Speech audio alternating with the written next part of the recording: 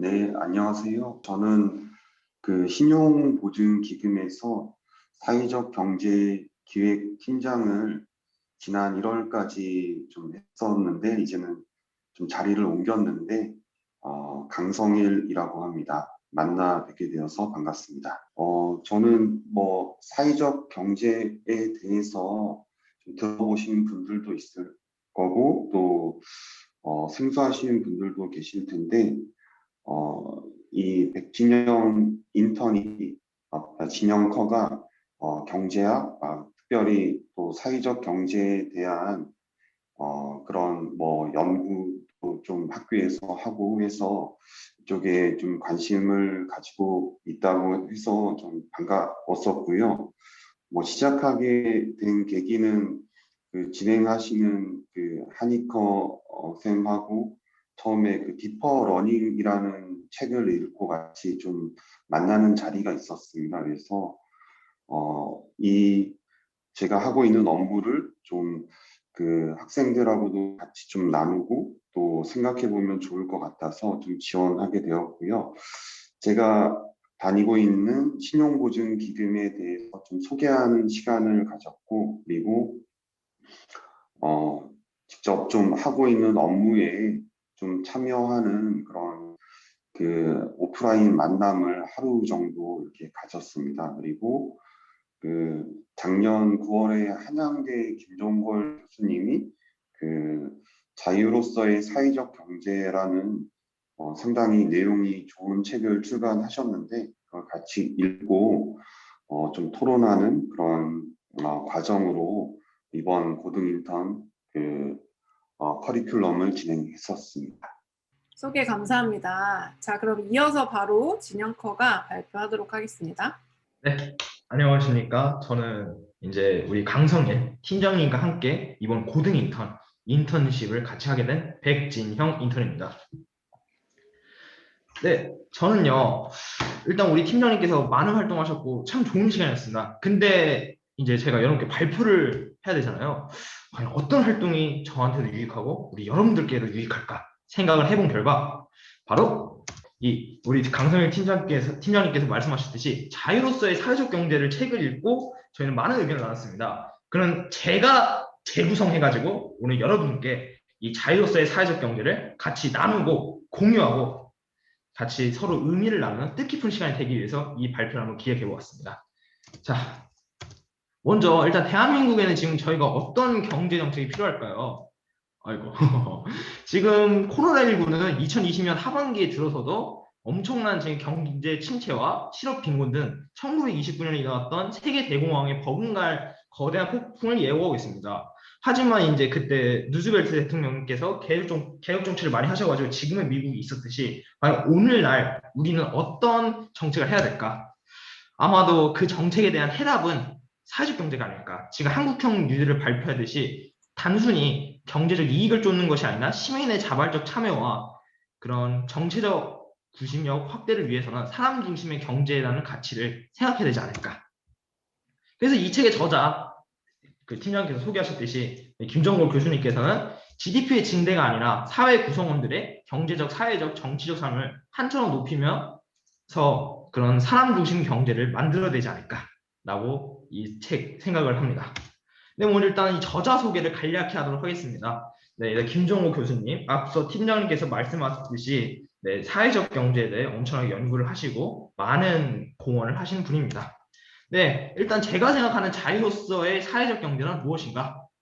일단 세 가지로 정리할 수 있는데요. 첫 번째, 경제 발전의 목적은 사람을 보다 자유롭게 하는 것입니다. 그 자유에 확대하는 것은 단순히 경제적 필요성만이 아니라 이런 투명성, 배려, 자부심 등 포괄적인 내용을 가집니다. 두 번째, 우리의 자유를 확대하는 중요한 통로입니다. 단순히 일자리 마련, 사회 서비스 공급 등만 아니라 그 과정에서 그러한 사회적 필요를 가능한 방식으로 그렇게 충족시킬 뿐만 아니라 사회적 자본이 형성되고 개인 삶의 행복, 자부심 또한 크게 증진될 수 있습니다. 세 번째, 이 사회적 경제는 진보적 경제 정책이 성공하기 위한 전제 조건입니다. 즉 복지증대가 갖고 올 수 있는 여러 가지 안 좋은 관료주의라든지 의사적 인간들을 제어하고 시민의 자발성과 자기 책임이 결합된 보호가 좀 더 활발한 복지사회를 만들 수 있다고 생각합니다. 네, 이러한 내용들이 바로 이 책의 대답입니다. 그럼 이 책에 어떤 내용들이 있는지 저랑 함께 쓱 보시고 그다음에 제가 좀 더 강조하고 싶은 내용을 말하면서 오늘 발표를 진행하도록 하겠습니다. 네, 첫 번째, 일단은 이 책의 서장은요, 이 김정울 교수님께서 왜 사회적 경제를 좋아하는지에 대해서 말씀을 하십니다. 두 번째, 퍼펙트 스톰이 다가온다. 이제 한국 경제가 단순히 지금까지의 경제 체제는 안 된다. 사회적 경제라는 걸 새로 도입해야 된다라는 내용을 담고 있고요. 두 번째, 과연 저희가 이제 경제를 배우다 보면 시장, 정부 이런 경제 주체들을 배우게 됩니다. 하지만 그게 다일까요? 이 김종호 교수님은 저에게 새로운 지평을 보여주십니다.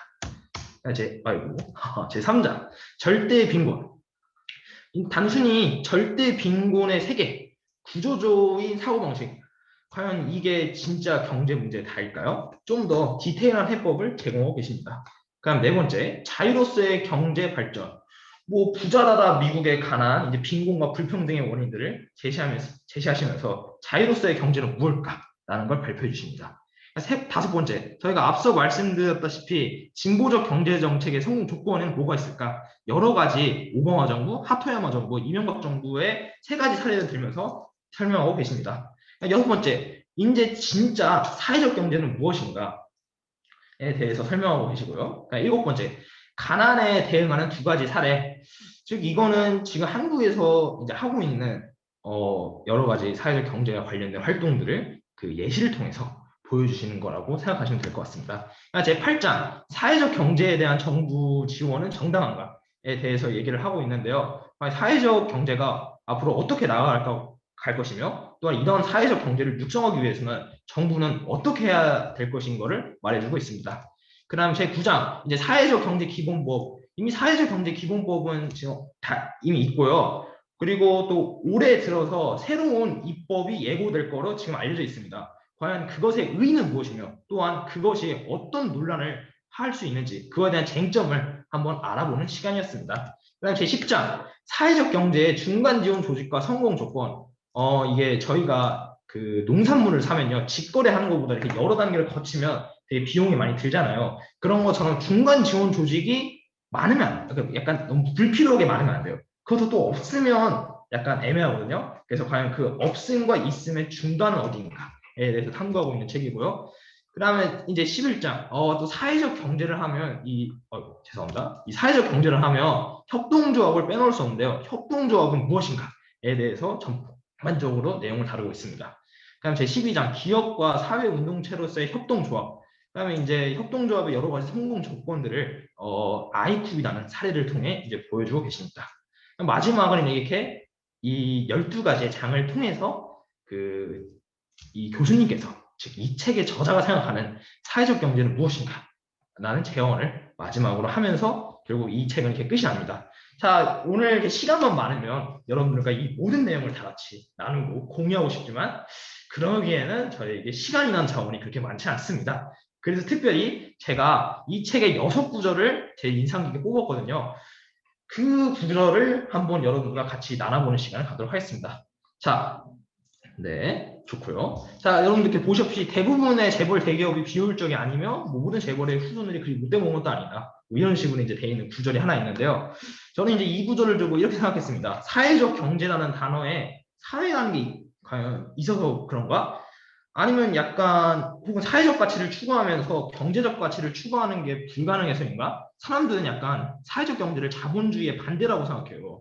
그래서 뭐 이제 현재 자본주의 체제에서 보다 만지지 못하는 부분이 있음을 약간 잘 인정을 하지 못합니다. 하지만 사회적 경제는 그런 자본주의를 반대로 하는 것이 아니라 그게 이제 약간 자본주의에 못 미치는 점을 인정하고 그것을 해결하기 위해 사회적 경제가 나타난 거예요.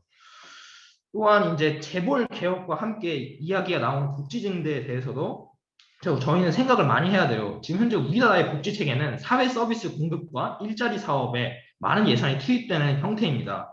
또한 이제 이 형태가 뭐 간병이라든지 돌봄, 보육, 취약계층 등으로 나눠져 있다 보니까 정책이 너무나도 복잡해지고 비슷한 사업들이 늘어납니다. 그래서 우리가 이 체제를 유지하기 위해 엄청나게 많은 관료 체계다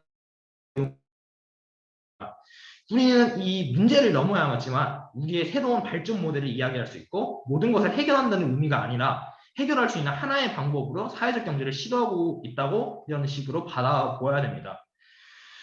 이렇게 하면 사회적 경제라면 모든 것을 해결할 수 있다고 하고 모든 상황의 사회적 경제를 이야기하는 사람도 물론 경계를 해야 됩니다. 우리도 우리의 역할을 명확히 인지해야만 우리만의 시선에 매몰되지 않을 것이다 라는 생각을 했습니다. 두 번째, 네, 이제 벌금 관련된 일환인데요. 이제 제가 시간이 없는 관계로 한번 읽어보시면 좋을 것 같고요.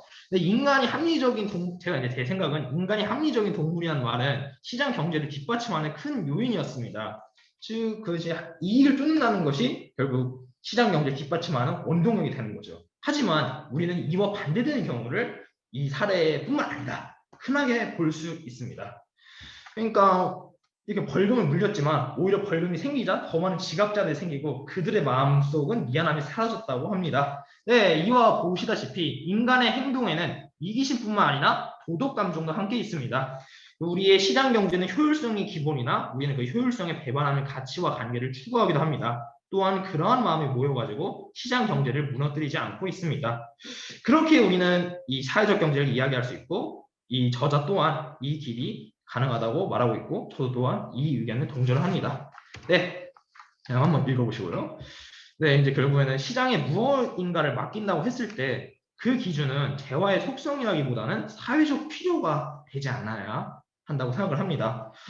예를 들어 의료나 교육 혹은 뭐 워터, 식수 같은 경우에는 사회적 공통자본으로 바라봐야 합니다.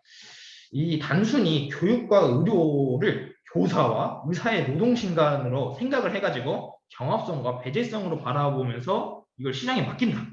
그러면 누군가는 이 혜택에서 소외되고 배제되지 않을까 생각을 합니다.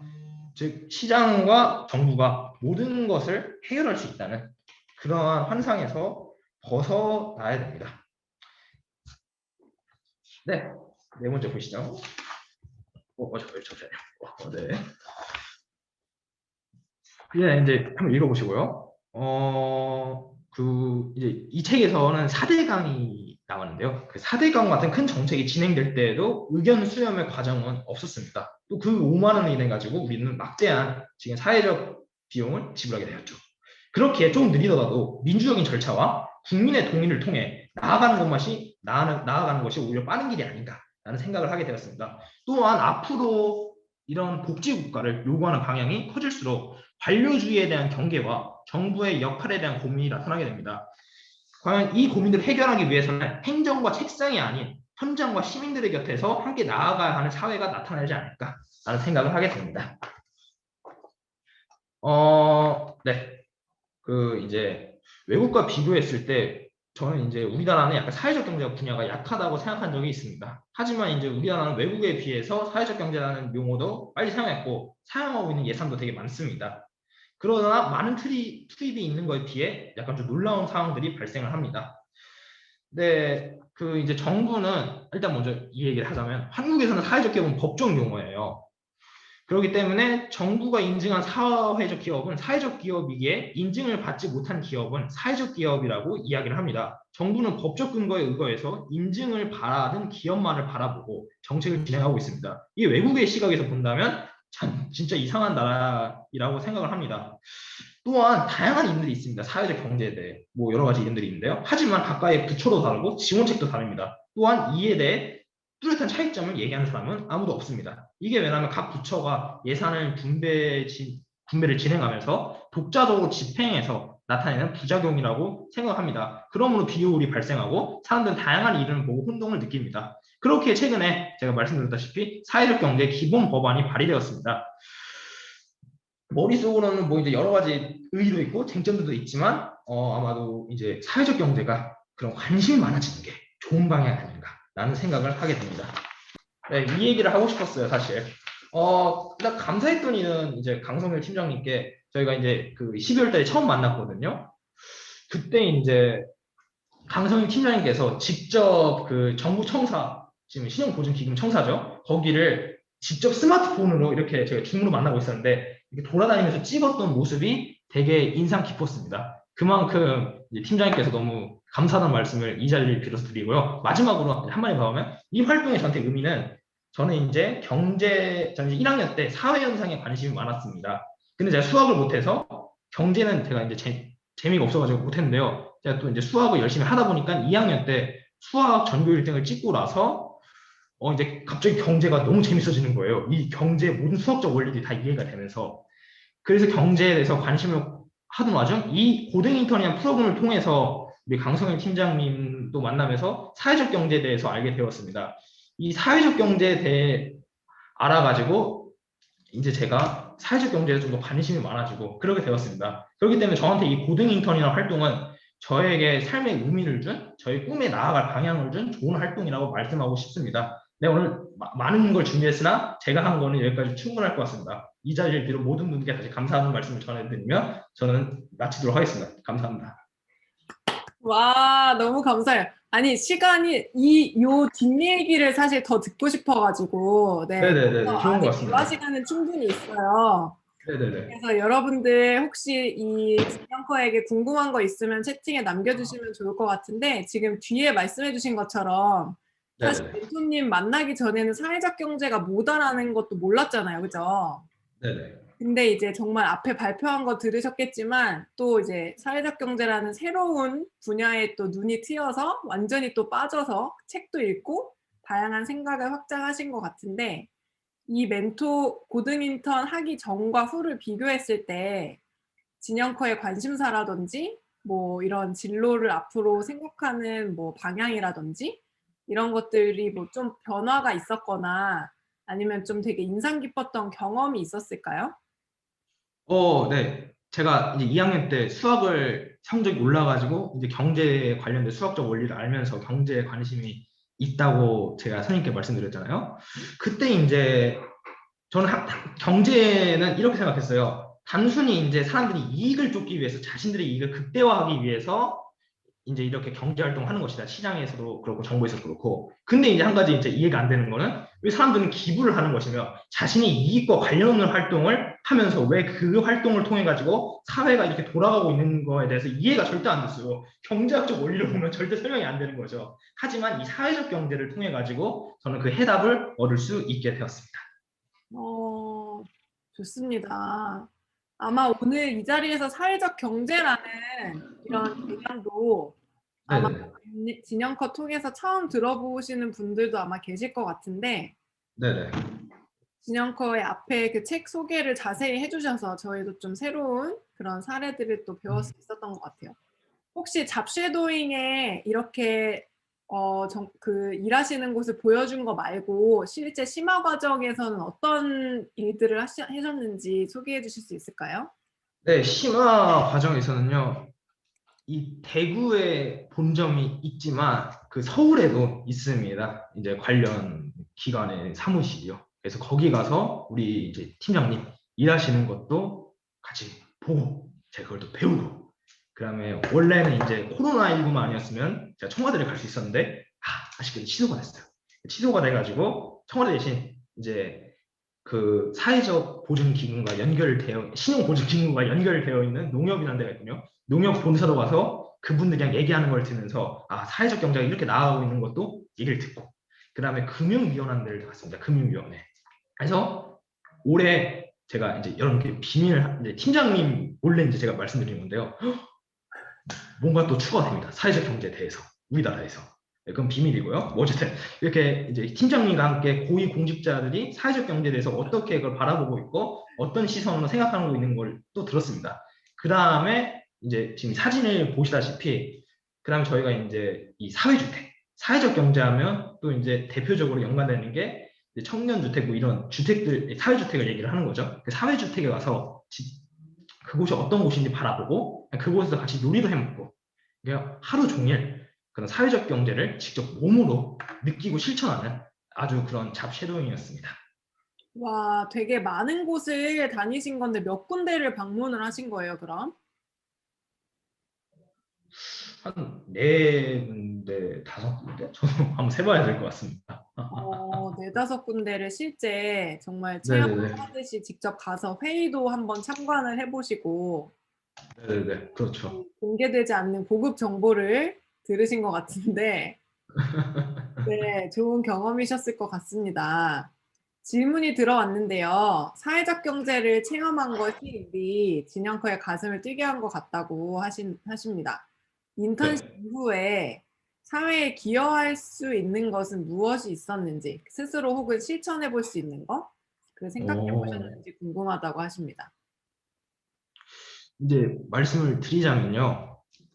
약간 길 것 같은데 최대한 짧게 설명할게요. 이제 네. 우리나라의 가장 큰 문제가 지금 경제 문제가 부동산 문제입니다. 벼락거지 나는 신조어까지 나올 정도로 지금 정부는 부동산 문제에 대해 약간 좋지 않은 방향으로 흘러가고 있고 그거에 대한 우리 국민들의 분노는 하늘을 치솟고 있습니다. 하지만 이 사회적 경제를 배우면서 사회주택을 만났잖아요. 이 사회주택이야말로 우리나라의 그런 부동산 문제를 해결할 수 있는 해결책이 아닌가라는 생각을 해보았고, 그다음에 그 생각한 내용을 토대로 이제 학교 경제 시간에 발표를 해보았습니다. 발표를 해보아서 이렇게 하면 어느 정도 이제 우리나라의 문제에 다는 못해도 일부 기여를 하겠구나라는 생각을 해가지고 저만의 노드맵을 한번 이렇게 짜보았습니다. 네.